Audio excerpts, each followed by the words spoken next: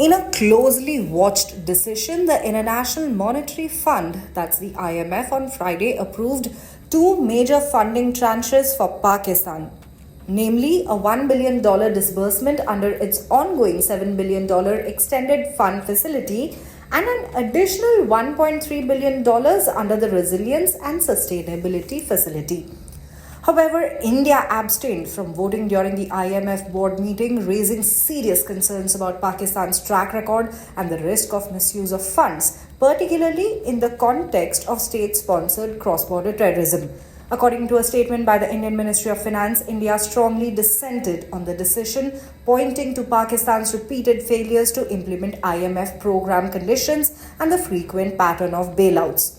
The statement read, and I quote, "Pakistan has been a prolonged borrower from the IMF with a very poor record of adherence. It has received disbursements in 28 out of the past 35 years.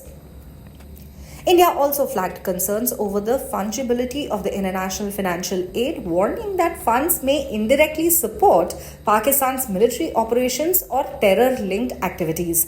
The Indian government noted the issue found a resonance among several IMF member nations during discussions. While some opposition voices in India, notably Congress MP Jairam Ramesh, criticized the government for not voting no outright, official sources clarified that IMF decisions are generally taken by consensus and the system only allows for voting in favor or abstaining but not against. Behind India's abstention lies a broader critique of the IMF lending to Pakistan. Officials highlighted that 4 separate IMF programs have been initiated since 2019 alone. The Indian statement said, had these programs worked, Pakistan wouldn't be back for yet another bailout. India also took aim at Pakistan's powerful military establishment, pointing to its growing interference in economic governance. A UN report cited in the statement described military-linked businesses as Pakistan's largest conglomerate, a situation India claims has only worsened. India asserted, even with a civilian government in place now, the army continues to exert outsized influence, including through mechanisms like the Special Investment Facilitation Council. India's Foreign Secretary Vikram Misri added to the criticism ahead of the IMF board meeting, urging the fund to look deep within before continuing to extend generous aid without meaningful accountability.